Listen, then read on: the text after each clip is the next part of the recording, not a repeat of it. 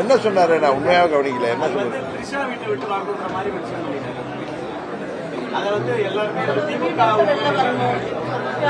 பொதுவா தனிப்பட்ட விமர்சனங்களை யாருமே தவிர்க்கணும். நண்பர் நயினா நாகேந்திரன் பொதுவாக அது மாதிரி பேசக்கூடியவர் இல்லை. உண்மையா நான் பார்க்கல. நான் நைட் ரொம்ப லேட்டா வந்து சேர்ந்தேன். எழுந்த உடனே இங்க கிளம்பி வந்துட்டேன். நான் 3 மணிக்கு தான் வந்து சேர்ந்தேன்.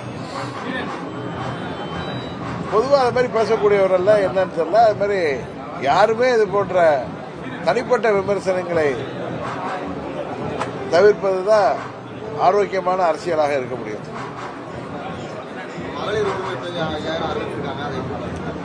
5000 50,000 அறிவிச்சாலும் உறுதியாக இந்த முறை திமுக ஆட்சி முடிவுக்கு வந்துடும். ஏன்னா நீங்க பாத்தீங்கன்னா மக்களை ஏமாற்றுகிற விதமாக 4 கிட்டத்தட்ட ஆட்சி முடிகிற தருவாய் வந்துட்டு, விவசாயிகளாக இருக்கட்டும், அரசு ஊழியர்கள், ஆசிரியர்கள், மருத்துவர்கள், செவிலியர்கள், அனைத்து தரப்பு அரசு தொழிலாளர்கள், இன்னும் சொல்ல போனா இளைஞர்களுக்கு வேலை வாய்ப்பை தருகிறோம் சொல்லிட்டு இன்னைக்கு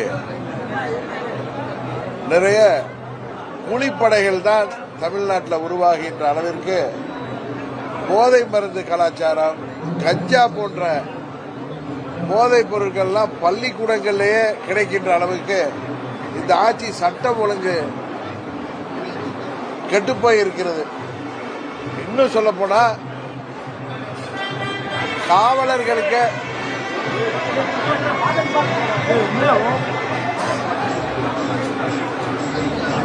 அங்க போய் சொல்லுங்க.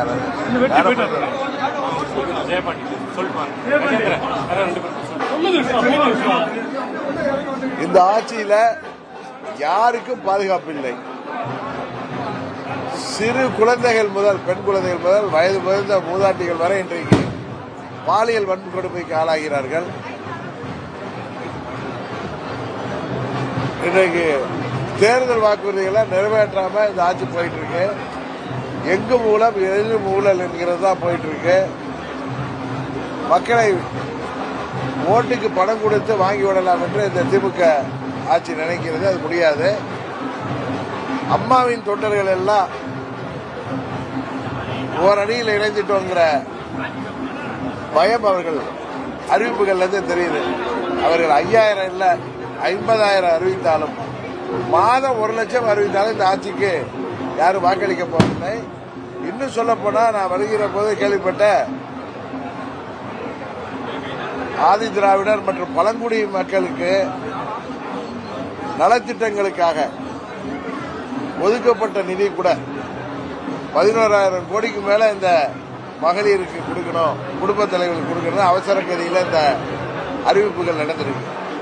உங்களுக்கு நல்லா தெரியும், பழங்குடி மக்கள், ஆதி திராவிட மக்கள் அந்த பகுதியில் அடிப்படை வசதிகள், சாலைகள், வீடுகள், கழிவுநீர் வாய்க்கால்கள், மின்சார வசதி என அடிப்படை வசதிகளுக்காக ஒதுக்கப்பட்ட நிதி கூட இப்படி தேர்தல் பயத்தில், தோல்வி பயத்தில் இன்றைக்கு மகளிருக்கு கொடுப்பதற்காக திசை திருப்பப்பட்டிருப்பது, படை மாற்றப்பட்டிருப்பது உண்மையாகவே கண்டிக்கத்தக்கது. இது ஒன்றும் முத்துவேலர், கருணாநிதி, ஸ்டாலின் குடும்பத்து நிதி கிடையாது. அரசு நிதி எடுத்து கடைத்தக எடுத்து வழிப்பிள்ளையாருக்கு உடைக்கிற மாதிரி செய்திருக்கிறார்கள். உறுதியாக இது பயத்தினால் செய்தது, தேர்தல் தோல்வி பயத்தினால் செய்தது.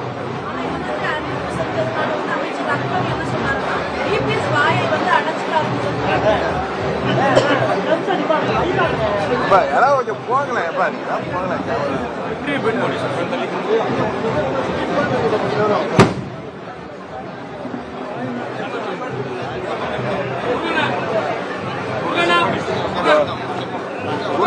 முருகனுங்க நீ உட்காரு.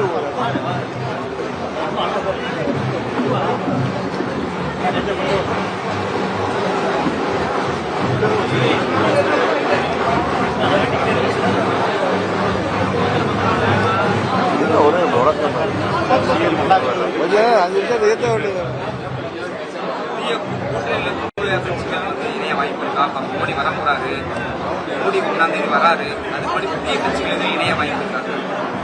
உறுதியாக தேசிய ஜனநாயக கூட்டணி இன்றைக்கு பலமாக ஒன்றிணைந்திருக்கிறது. மேலும் புதிய கட்சிகள் வருவதற்கு வாய்ப்பு இருப்பதாகத்தான் நாங்கள் நினைக்கிறோம்.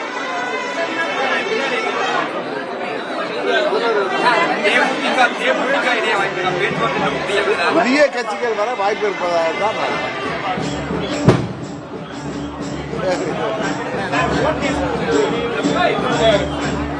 ஓபிஎஸ் தான் முடிவெடுக்கணும்.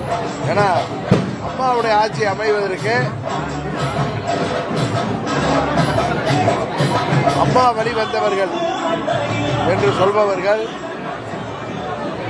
அம்மாவுடைய ஆட்சி அமைய வேண்டும், அம்மாவுடைய தொண்டர்கள் எல்லாம் ஒன்றிணைய வேண்டும் என்று சொன்னவர்கள் யாராக இருந்தாலும் இந்த முறை அம்மாவின் ஆட்சி அமைவதற்கு தேசிய ஜனநாயக கூட்டணிக்கு அனைத்து இந்திய அண்ணா திராவிட முன்னேற்ற கழக தலைமையிலே தமிழ்நாட்டில் அமைந்திருக்கிற எங்களது தேசிய ஜனநாயக கூட்டணிக்கு ஆதரவளிப்பார்கள்.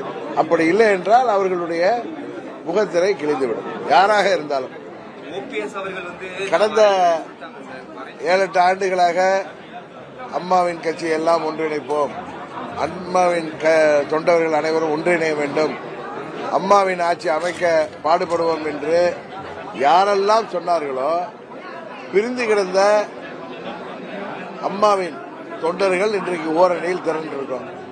இன்னும் ஒரு சில பேர் வெளியில் இருப்பவர்கள் தங்களுக்கு என்ன பலன் என்பதை பார்க்காமல் அம்மாவின் ஆட்சி அமைய வேண்டும் என்று அவர்கள் கடந்த 7-8 ஆண்டுகளாக சொல்லி வருவது உண்மை என்றால் அதற்கு அவர்கள் உறுதுணையாக இருக்க வேண்டும். இல்லை என்றால் தமிழ்நாட்டு மக்கள் அவர்களை புறந்தள்ளி விடுவார்கள், அம்மாவின் தொண்டர்கள் அவர்களை அடையாளம் கண்டு ஒதுக்கி விடுவார்கள்.